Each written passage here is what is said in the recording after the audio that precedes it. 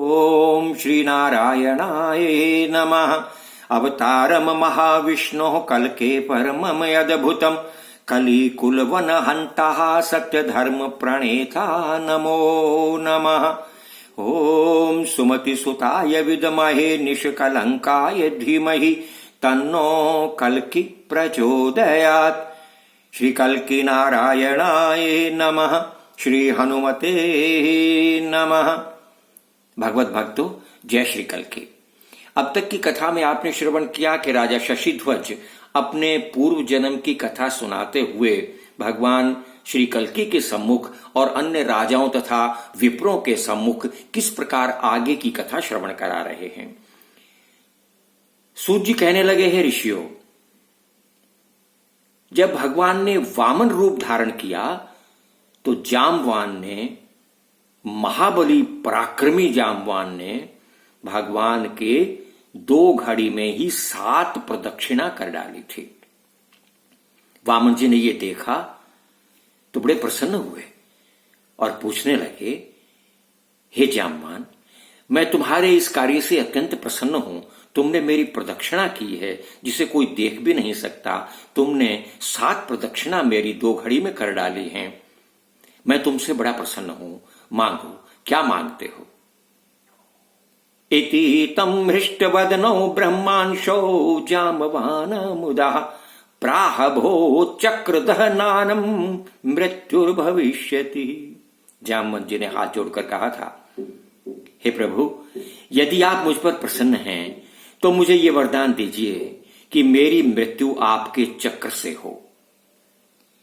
वामन जी बड़े विस्मित हुए, कहने लगे कि तुमने क्या मांगा है। मैं तो तुम्हें कुछ वरदान देना चाहता था, तुमने अपनी मृत्यु मांगी। मृत्यु नहीं नाथ, मैंने अपनी मुक्ति मांगी है। वामन जी ने कहा कि इत्युक्तैवामन प्राह कृष्ण जनमनि में तब मोक्ष चक्रेण संभिन शिरसः संभविष्यति। हे जामवंत जी, द्वापर युग में मैं कृष्ण रूप में अवतार लूंगा, तब हमारे चक्र से तुम्हारा सिर भिन्न होगा। उस समय तुम मुक्ति प्राप्त करोगे। हे राजाओं, जब भगवान श्री नारायण ने द्वापर युग में कृष्ण अवतार लिया, तब मैं राजा शशिध्वज उस समय सत्राजित नाम का राजा था। मैं सूर्य की आराधना किया करता। उस समय मुझसे मणि के निमित्त कृष्ण जी का एक कलंक हो गया। मेरा एक छोटा भाई था जिसका नाम प्रसेन था। एक सिंह ने मणि के लिए मेरे छोटे भाई को मार डाला। आगे सिंह भी इस मणि के निमित्त ही जामवान द्वारा मारा गया। असीम तेजस्वी कृष्ण जी कलंक भय से भीत हो मणि ढूंढने के लिए गए।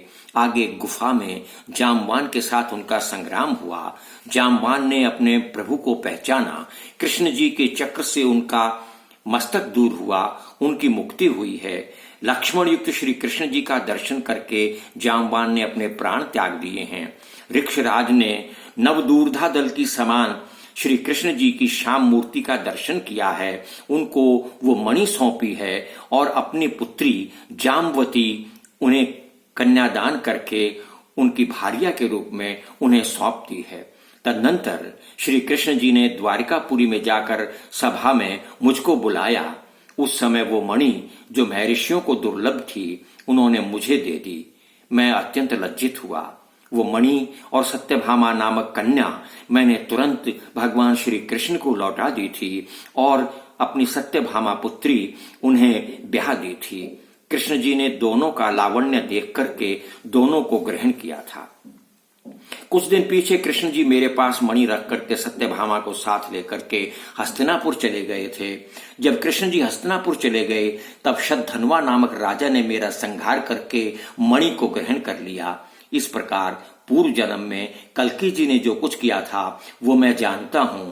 मैंने श्री कृष्ण जी को मिथ्या कलंक लगाया था, इसलिए उस जन्म में मेरी मुक्ति नहीं हुई थी। मैं वही सत्राजित अब शशिध्वज राजा के रूप में उपस्थित हूं, पुनः जन्म लेकर आया हूं।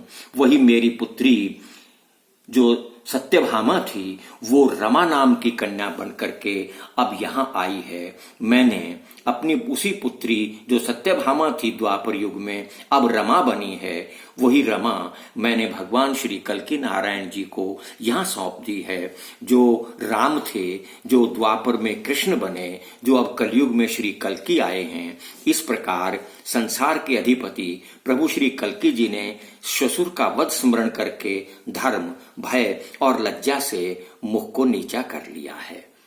इस प्रकार शशिध्वज ने समस्त राजाओं और वहां जितने भी श्रेष्ठ विप्र बैठे हुए थे उन सबको ये समस्त कथा सुनाई है। अत्याश्चर्यं पूर्वमुत्तममिदं श्रुत्वा नृपः विस्मिताः लोका संसदि हर्षिता मुनिगणा कल्केर गुणः कर्षिता। अति आश्चर्यपूर्ण अपूर्व मनोहर इस कथा को सुन करके सभासित राजगण बड़े विस्मित हुए हैं।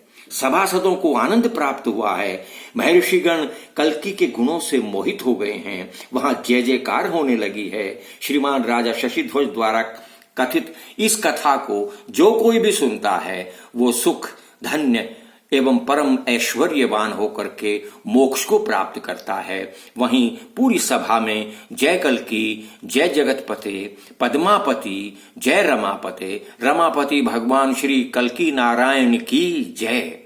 आज की कथा में इतना ही। आगे की कथा अगले एपिसोड में। तब तक के लिए जय श्री कल्कि, जय श्री हनुमान।